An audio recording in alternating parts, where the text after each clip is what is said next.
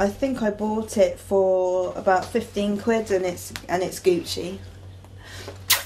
Loving the Gucci. This is Clarissa. Like most young women, she lives for fashion. Well, to me it's a way of expressing myself. I've always loved the creativity of it. You know, my job is very corporate. Working with the council is, you know, it's a great job, but it's just like there's nothing creative about it whatsoever. My normal life is quite boring. With a degree in fashion under her studded belt, you could say she knows how to throw an outfit together. But you are more likely to find her rummaging through a bargain bin in a charity shop than strutting down the high street. This is because Clarissa is a devoted follower of the ethical fashion movement. I'm the sort of person I like to be individual, and a lot of the stuff that is very, you know, like this is the new trend is here and it's gone, you know, whereas I can find a piece like something that I'm wearing now that I've had for like the last 10 years and it'll come in and out of fashion, something, you know, like a piece like that's a bit special. And I think you find that a lot more when you recycle and you go to charity shops and places like that, vintage shops, and you find really nice pieces, unless you've got your own personal sense of style and you're a bit mad like me. Yeah, you will go for the fast fashion culture because everyone does. Like even me, I'm guilty of it, you know. Every year, Britain throws away an estimated 900,000 tonnes of shoes and clothes, which is enough to fill Wembley Stadium. We live in a culture of fast fashion, where the priority is on quantity and reduced prices rather than quality and longevity. However, a new craze has emerged that not only helps style disciples to offset their fashion footprint, it also saves a few pennies. It's called swishing, and it has taken the fashion-conscious world by storm. Clarissa has decided to give it a go herself. I checked out a few websites and stuff like that, and it seemed really interesting, and it's just so me because I'm a second-hand clothes girl. Like, you know, I love to find a bargain. You know, like they always say, like one man's junk is another man's treasure, and that's completely me. I love it. So I thought, right, I'm gonna like just make this really exciting and just try and get people as enthusiastic about it as I am. I sent emails out to people, I put adverts on Gumtree, and it just went from there. It just like snowballed really easily. It was really, really cool, yeah. It wasn't stressful at all, I loved it. High street garments may have a certain glamorous allure, but second-hand shopping encourages people to make an emotional connection to the item they are buying. With second-hand shopping comes a sense of style and individuality that cannot be achieved with buying outfits that are served up to us in a shop window. Frankie Jones, former mod and owner of Birmingham's notorious vintage shop Urban Village, shares Clarissa's passion for second-hand fashion. We started Urban Village many years ago. Basically it was a hobby, and I started collecting scooters, records and bits of old clothing. I used to collect it in a garage, and my wife said to me, either kick it, get rid of it, or start a shop or do something, and then I started a shop. Obviously all this clothing we sell here is sort of second hand, some of it being up to 80 years old. If we can help a little bit, we will.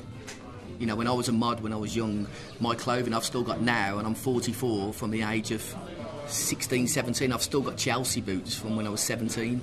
So I think there's a big difference, like, you know, people just can't be bothered now, they just throw it away, and it's a shame.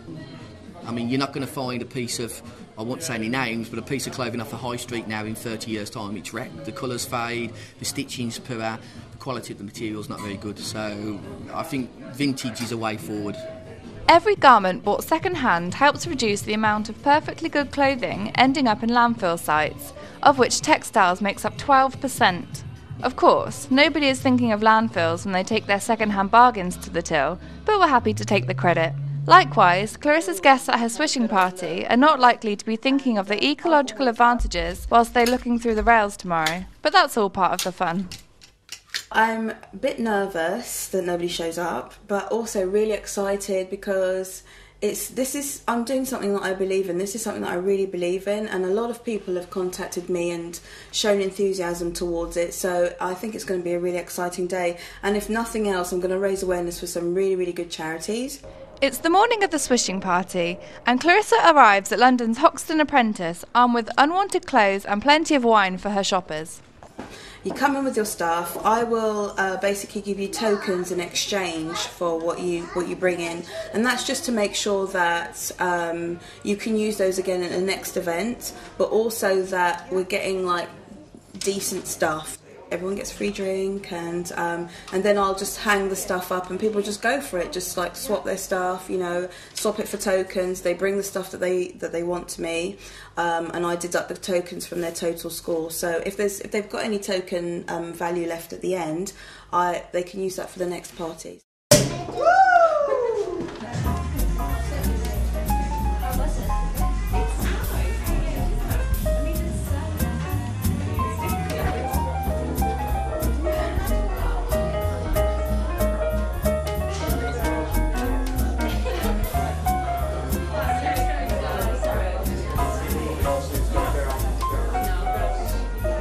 It's a bit quiet at the moment in terms of my version of the party, but yeah, I think everyone's really happy. They're chatting to each other, you know.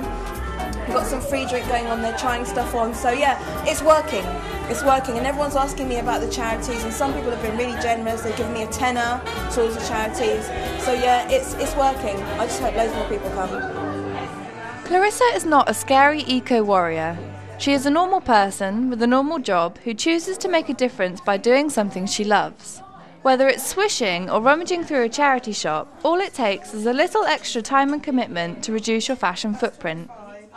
Obviously, I haven't had as many people as I hoped I would have, but I mean, that's all part of it. It's my first time. I've had fun. I think people have had fun as well, and it's the first of many, hopefully. So, and there's lots of drink left, so I'm going to be happy tonight. Helping the environment doesn't have to be a chore. Attending a swishing party not only helps you improve your wardrobe, but it's also one step towards saving the planet.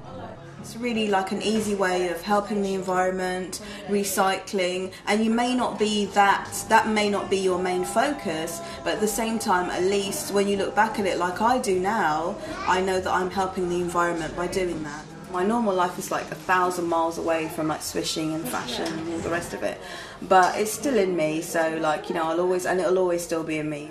I'm always going to do that, like no matter what, no matter if it becomes my career or not, I'm always going to do that because I love it.